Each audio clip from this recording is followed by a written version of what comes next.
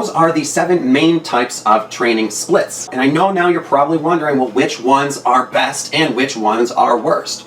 The one that I would say is the absolute worst of all of them would be the bro split. Okay, that's the one that I think has the most cons and least pros, and is something that isn't really worth doing unless you are a beginner or have some special reason for it. But that is the worst, okay? And it's called the bro split for a reason. And then the next 2 that I would say are the most suboptimal next to that would be the 2 muscle 4-day-a-week split, where you're doing your back and biceps together, chest and triceps, legs, and then everything else, and doing the completely custom mix of whatever is ready that day. All right, those are also very suboptimal and have more cons than pros. Now when it comes to the multiple sessions per day one for professional athletes, that's something that has a place at certain times for temporary periods. So that's neither best nor worst. That's very middle of the road, and is only useful for certain people in certain circumstances. But now when it comes to which of these splits are the absolute best and are most optimal, I would say in my professional opinion that the push-pull legs split is a highly optimal split, but does have some cons and drawbacks to it. So while it is optimal, I would not say that it is the best of the best, and that the upper-lower split and full body split are the most optimal and absolute best of the best when it comes to splits that just give you the perfect muscle grouping and are all pros and really no cons, with each one of the training implications and variables for you to manipulate, and will just give you the best workout. So those 2 are the best, but the push-pull leg split is optimal, and sometimes even other splits are useful at times as well. So when it comes to how you train and program these splits for your training, I would recommend, as I said, doing the full body split more than the others, most of the time, like 60% or more of the time. And then during times when you want to lift heavier and do hypertrophy for strength training or strength training, then you should move into a upper-lower split. And if you want to train even heavier than that and do some serious strength training and even powerlifting, then I would recommend a push-pull legs split. And if you have any specific purposes or goals or sports skills that you are training for, or competitions that you would like to enter, then the closer you get to competition season, the more complicated your splits and your training schedule is going to be, and the more organization and programming you're going to need. And that's really something that you should have a professional do. So if it's something that you need help with, be sure to reach out to me. But most people, for most purposes, most of the time, are going to find that the full body split is not only sufficient, but optimal. And I'm sure that once you start doing it and playing around with the different training variables from week to week, that you'll find out exactly why it is optimal. But you still will want to change it up at certain times in your training year and do an upper, lower, or push-pull leg split at times. But that being said, I have now taught you everything you need to know about training splits, and you now have a full working knowledge of them and how to use them for optimizing your programming. So that concludes this class, and you can look very forward to the next one, which is the last class in the training technique phase, which is on how to improve and optimize your technique for maximum results. And if you enjoyed learning about splits, like I said, don't worry, because this is not the only class that I will have on them. You will be learning more about them and their advanced programming applications in periodization and phase potentiation later in the program, so you can also look forward to that.